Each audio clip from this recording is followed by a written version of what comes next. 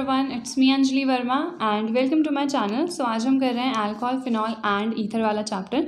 सो सबसे पहले हम इसका क्लासिफिकेशन देख लेते हैं। तो क्लासिफिकेशन हम इसका जब भी कर रहे हैं तो क्लासिफिकेशन में हम देख सकते हैं, हम पहले अल्कोहल्स की बात करें, ठीक है। तो मोनो, डाई, ट्राई की फॉर्म में हो सकते हैं ना। मोनो मतलब एक, डाई मतलब टू एंड ट्राई मतलब तीन, ठीक है। तो मोनो मतलब जब एक ही OH ग्रुप है, जब दो OH ग्रुप होंगे तो डाई एंड सिमिलरली तीन होंगे तो ट्राई आ जाएगा। तो अगर दो या दो से ज़्यादा OH ग्रुप्स होते हैं तो उसको हम डायरेक्टली क्या कहते हैं, पॉलीहाइड्रिक कंपाउंड कहते हैं, ठीक है। ये MCQs में आपसे पूछा जा सकता है। देन आता है हमारा कार्बिनॉल सिस्टम। अब जो कार्बिनॉल सिस्टम होता है इसका क्या मतलब होता है, जो CH3OH है दैट इज़, इसको हम क्या कहते हैं, मेथनॉल और द मिथाइल अल्कोहल, तो इसको हम क्या कहते हैं, कार्बिनॉल कहते हैं। तो suppose I have to write the name of this, तो इसका नाम होगा मिथाइल कार्बिनॉल, बिकॉज ऑलरेडी जो हमारा CH3OH है दैट इज कार्बिनॉल, ठीक है। तो इसका नाम हो जाएगा मिथाइल कार्बिनॉल। नाउ सपोज मुझे ये गिवन है तो इसका नाम क्या होगा, इसका नाम हो जाएगा डाई मिथाइल कार्बिनॉल, ठीक है। आई होप समझ में आ गया होगा, डाई मिथाइल कार्बिनॉल इसका नेम हो जाएगा। तो उसके बाद अगर मैं सपोज यहाँ पे CH3 एक और अटैच कर दूँ तो इसका नेम क्या हो जाएगा, देन ये है डाईमिथाइल कार्बिनॉल, ठीक है। तो अगर इसका नॉमेनक्लेचर हमसे पूछा जाए, वैसे IUPAC नॉमेनक्लेचर नहीं है ये, ठीक है। ये खाली कार्बिनॉल सिस्टम है, IUPAC वाला तो अलग होता है। इसके अकॉर्डिंग जो हमारा नेम है अब क्या हो जाएगा, यहाँ पे ट्राई मिथाइल कार्बिनॉल, ठीक है। मे भी कार्बिनॉल के फॉर्म में पूछा जाए, इसीलिए मैंने आपको बता दिया। अल्कोहल आपको पता है जो एलिफेटिक होंगे जिसमें OH ग्रुप होगा।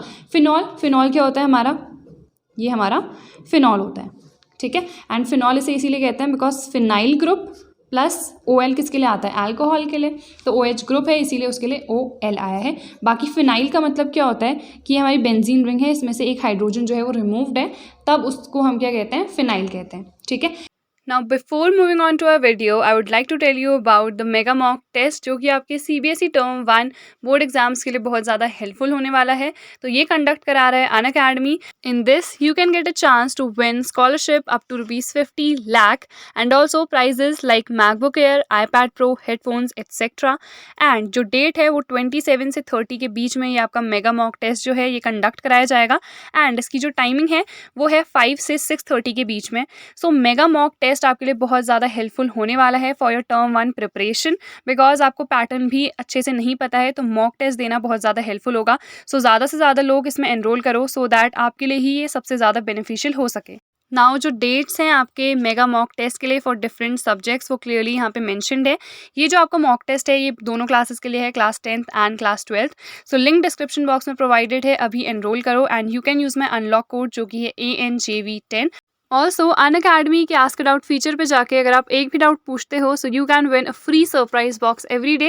एंड अगर आप 10 डाउट्स पूछते हो तो अनअकैडमी का जो प्लस सब्सक्रिप्शन है वो 15 डेज के लिए आपको फ्री मिलेगा, but this is valid only till 28 November. And यहाँ पे कुछ बहुत ज़्यादा अच्छे फीचर्स हैं, जैसे कि आप 24/7 कभी भी डाउट पूछ सकते हो। All you have to do is download the Unacademy app now. Ask doubt feature पे जाओ, 10 डाउट्स वहाँ पे पूछो। आपको क्या करना है, जो भी डाउट आपको पूछना है उसकी फोटो क्लिक करनी है, उसे क्रॉप करना है एंड देन सब्जेक्ट चूज करना है जिस भी पर्टिकुलर सब्जेक्ट का वो डाउट है। एंड देन आपका जो 15 डेज का फ्री अनअकैडमी सब्सक्रिप्शन है वो आपको मिल जाएगा। एंड मेरा जो अनलॉक कोड है उसे यूज करना मत भूलना जो कि है ANJV10। ऑल्सो अगर आप अनअकैडमी का सब्सक्रिप्शन परचेस करते हो तो आपको 10% ऑफ मिलेगा। इसके बाद देखते हैं हम इसकी प्रिपरेशन मेथड्स। प्रिपरेशन जो है ये बहुत ज़्यादा इंपॉर्टेंट है। सबसे पहली प्रिपरेशन मेथड हम देखते हैं फ्रॉम हैलो एल्केन्स। ये तो काफ़ी सिंपल सी है, हैलो एल्केन्स वाले चैप्टर में भी आपने देखा होगा। तो हैलो एल्केन्स हम कैसे प्रिपेयर करेंगे, सपोज ये है Cl ले लेते हैं या Br कुछ भी ले सकते हो। इसको मैं KOH के साथ रिएक्ट करा देती हूँ। KOH के साथ रिएक्ट कराऊंगी तो OH यहाँ आ जाएगा और KCl मेरा बाहर निकल जाएगा। तो CH3 CH2 OH। तो ये तो काफ़ी सिंपल थी from the haloalkanes. Then उसके बाद सेकंड आता है फ्रॉम द कार्बोनिल कंपाउंड्स। अब कार्बोनिल कंपाउंड से भी हम बहुत तरह से फॉर्म कर सकते हैं। अब क्या क्या तरीक़ों से हम फॉर्म कर सकते हैं, पहला तो होता है रिडक्शन, ठीक है।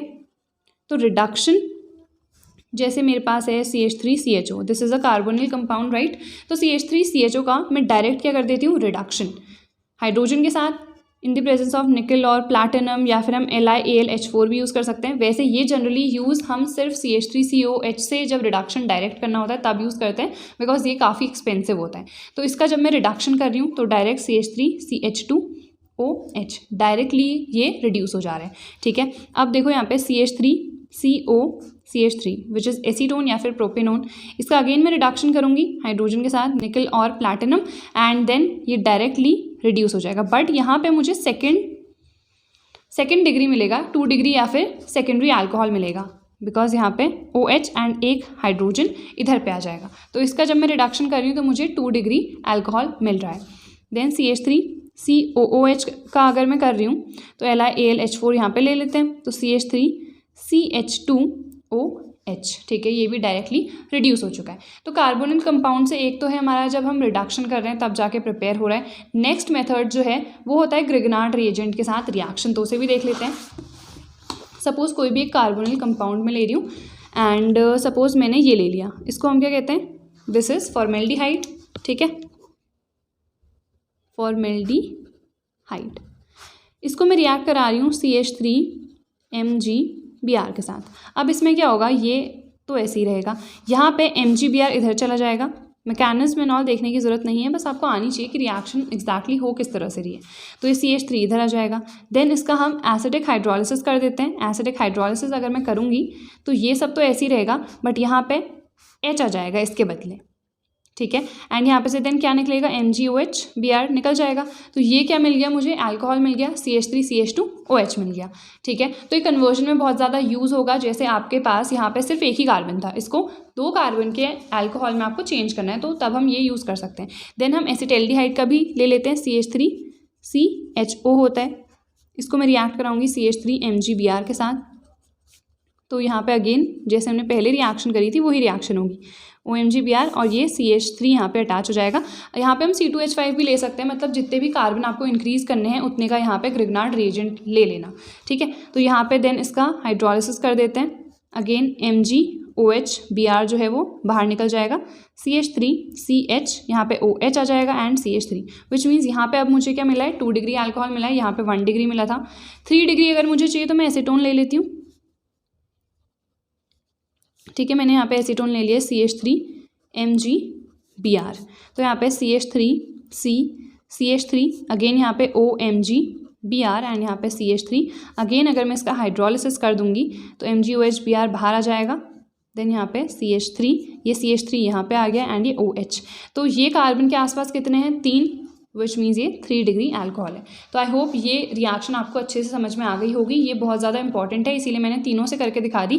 फॉर्मेल्डिहाइड, ये है हमारा एसिटल्डिहाइड, देन ये है हमारा एसीटोन, ठीक है। Now we'll move on to our next. तो इसके बाद हमारे पास है, अगर हम प्राइमरी अमीन्स से हमें चेंज करना है अल्कोहल में, तो हम कैसे चेंज करेंगे। तो सिंपली कोई अमीन ले लेते हैं CH3CH2NH2, ठीक है। तो अगर मुझे इसे चेंज करना है तो HO होना चाहिए, तो हम HONO के साथ रिएक्ट करा देते हैं, या फिर HNO2 which is our nitrous acid, ठीक है। तो यहाँ पे CH3CH2OH, OH यहाँ पे अटैच हो गया, क्या निकला ये और ये, तो N2 + H2O, ठीक है। और ये HONO जो है यानी कि HNO2, तो ये कहाँ से फॉर्म हुआ, NaNO2 + HCl, तो क्या फॉर्म हो गया, NaCl + HNO2, या फिर जिसे हम कह रहे हैं HONO, ठीक है। तो प्राइमरी एमीन से अगर अल्कोहल में चेंज करना है तो ये रिएक्शन है। देन इसके बाद है हमारा एल्कीन से अगर हमें चेंज करना है अल्कोहल में, तब जो रिएक्शन है वो क्या होगी। तो एल्कीन से अगर हमें चेंज करना है तो हमें H2SO4 का यूज़ करना पड़ता है, एंड वो खाली कैटलिस्ट की तरह ही एक्ट करता है, बिकॉज लास्ट में H2SO4 हमें वापस मिल जाता है। एल्कीन्स के साथ जो अब हम रिएक्शन देखेंगे वो होती है industrial preparation, and this reaction is very very important. So अब हमारे पास है एल्कीन से हम किस तरह से चेंज कर सकते हैं। तो सपोज मैंने एक एल्कीन ले लिया, ठीक है, ये हमारा एल्कीन आ गया। अब इसको हम रिएक्ट करा रहे हैं H2SO4 के साथ, तो ये ना पहले ब्रेक होगा H+ और HSO4- में, ठीक है। और ये डबल बॉन्ड भी टूटेगा अगर इसके साथ रिएक्शन हो रही है। तो ये डबल बॉन्ड सपोज इधर चला गया, तो जो हमारा डबल बॉन्ड है उस पर इलेक्ट्रॉन होते हैं ना, विच मीन्स नेगेटिव चार्ज, तो इस पर नेगेटिव चार्ज आ गया, इस पर पॉजिटिव। अब देखो जो हमारा पॉजिटिव है उसके पास क्या आएगा, नेगेटिव वाला, तो HSO4 इधर आ गया, ठीक है। देन यहाँ पे नेगेटिव है तो यहाँ पे पॉजिटिव वाला आएगा, विच मीन्स यहाँ पे H आ जाएगा। देन क्या करते हैं, इसे H2O के साथ हम रिएक्ट कराते हैं। जब H2O के साथ हम रिएक्ट कराएंगे ना तो यहाँ पे मुझे OH मिल जाएगा, विच मीन्स ये किस में चेंज हो गया, अल्कोहल में डायरेक्ट चेंज हो गया। यहाँ पे मुझे OH मिला तो OH यहाँ पे से आया, तो यहाँ पे से कितना बचा, इसके पास H बचा, एंड यहाँ पे क्या है HSO4, तो H2SO4 वापस निकल गया ना, जिसके साथ मैंने रिएक्शन कराई थी वो मुझे वापस मिल गया, इसीलिए ये खाली एक कैटलिस्ट के फॉर्म में एक्ट करता है। तो आई होप ये आपको समझ में आ गया होगा। अब ये तो बात है जब हम सिमेट्रिक एल्कीन ले रहे हैं, ठीक है, बिकॉज डबल बॉन्ड के इधर भी एक ही कार्बन है, उधर भी एक ही कार्बन है। अगर मैं एसिमेट्रिक लूँ, ठीक है, एसिमेट्रिक ले लेते हैं, CH3 CH double bond CH2। अब इसकी रिएक्शन H2SO4 के साथ करा रहे हैं, तो अब क्या रिएक्शन होगी हमारी, तो ये भी हमारा जो मार्कोवनिकॉफ रूल होता है ना, जो हम यूज़ करते हैं हमारे हैलो एल्केन्स वाले में, तो सेम वही यहाँ पे भी यूज़ होगा कि जो हमारा ये है, जैसे हम वहाँ देखते हैं ना कि ब्रोमीन किससे अटैच होता है, जिसके पास कम हाइड्रोजन होते हैं, तो यहाँ पे भी HSO4 उससे अटैच होगा जिसके पास कम हाइड्रोजन है, तो इसके पास कम हाइड्रोजन है तो ये यहाँ जाके अटैच हो जाएगा।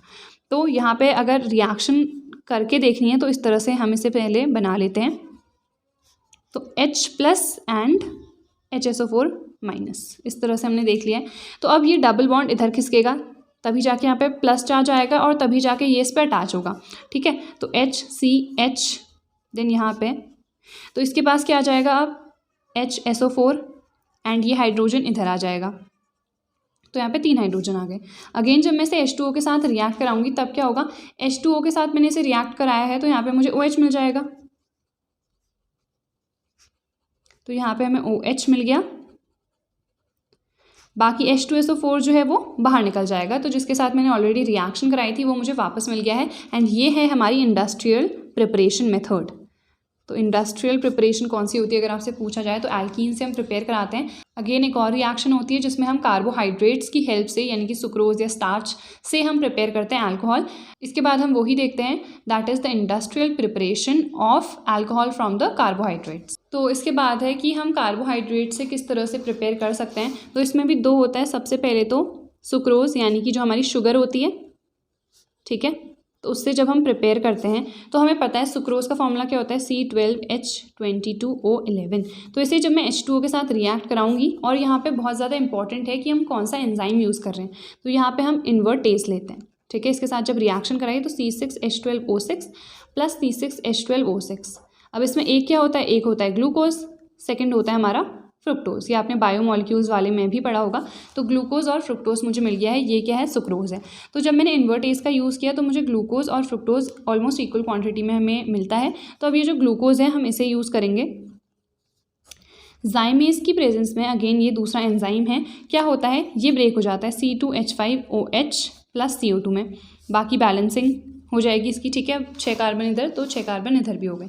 तो अब इस रिएक्शन में क्या होता है ना, यहाँ पे बिकॉज CO2 प्रोड्यूस हो रहा है, CO2 हमें पता है कि एफोवेसेंस प्रोड्यूस करता है। तो जब भी ये रिएक्शन हो रही होती है तो थोड़ा धुआं टाइप का आ जाता है। तो CO2 की वजह से ऐसा लगता है कि वहाँ पे कोई चीज़ बॉयल हो रही है, बट एक्चुअल में कोई भी बॉइलिंग नहीं हो रही होती है, खाली CO2 की वजह से वो जो थोड़ा धुआं टाइप आ जाता है वो हो जाता है, ठीक है। तो ये हमारा हो गया ये वाली रिएक्शन। एंड ये इसको हम क्या कहते हैं, फर्मेंटेशन कहते हैं। फर्मेंटेशन की जो प्रोसेस है ना, ये हमेशा in the absence of oxygen में कराई जाती है। क्यों कराई जाती है, इसका भी रीज़न होता है। अगर प्रेजेंस ऑफ ऑक्सीजन होगी तो ये हमें पता है ऑक्सीजन की प्रेजेंस में इसका ऑक्सीडेशन हो जाएगा, so it will get oxidise to an acid. तो हमें एसिड तो चाहिए नहीं है ना, हमें क्या चाहिए है, हमें अल्कोहल चाहिए। तो अगर प्रेजेंस ऑफ ऑक्सीजन होगा तो एक एसिड फॉर्म होगा जो कि हम नहीं चाहते हैं, इसीलिए ये रिएक्शन हमेशा ही एब्सेंस ऑफ ऑक्सीजन में कराई जाती है।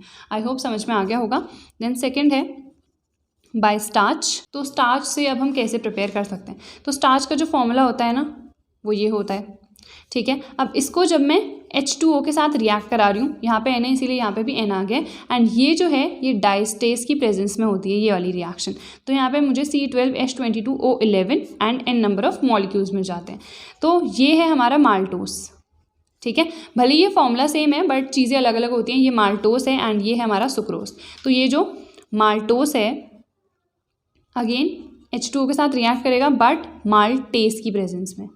माल्टोस है तो जो एंजाइम है वो माल्टेस लिया है हमने यहाँ पे, बट यहाँ पे जैसे ऊपर सुक्रोज में हो रहा था ना कि ग्लूकोज और फ्रुक्टोज दोनों फॉर्म हो रहे हैं, यहाँ पे खाली ग्लूकोज फॉर्म होता है। ये कंप्लीट क्या है, हमारा ग्लूकोज है। अब ये जो ग्लूकोज है अगेन जाइमेस जो हमारा एंजाइम है उसकी प्रेजेंस में C2H5OH में ब्रेक हो जाएगा, प्लस CO2 अगेन इसकी बैलेंसिंग हो जाएगी। तो ये दोनों जो रिएक्शन है ये है industrial preparation method for the alcohol. ठीक है, तो ये बहुत इंपॉर्टेंट है। देन इसके बाद वैसे तो एक इम्पॉर्टेंट नहीं है ये वाली रिएक्शन, बट स्टिल देख लेते हैं। वाटर गैस से भी हम प्रिपेयर कर सकते हैं। तो वाटर गैस से कैसे प्रिपेयर करेंगे, सबसे पहले तो C+H2O। ठीक है, ये रिएक्शन जो है ये 473 केल्विन अराउंड पे कराई जाती है। तो CO+H2 ये हमें पता है ये क्या होती है, वाटर गैस होती है, या फिर इसे सिंथेसिस गैस या सिन गैस भी कहते हैं। तो CO+H2 जो हमारी वाटर गैस है इसका अगर हम रिडक्शन कर दें H2 के साथ CuO, ZnO या Cr2O3 ये सब हम यूज़ करते हैं और सर्टेन टेम्परेचर की रिक्वायरमेंट होती है, वो सब आप देख सकते हो, वैसे उतना ज़्यादा इंपॉर्टेंट नहीं है। तो यहाँ पे डायरेक्ट CH3OH जो कि क्या है हमारा मिथाइल अल्कोहल और द मेथनॉल, तो वो फॉर्म हो जाता है। तो ये एक रिएक्शन है जिसकी हेल्प से हम वाटर गैस से प्रिपेयर कर सकते हैं हमारा अल्कोहल।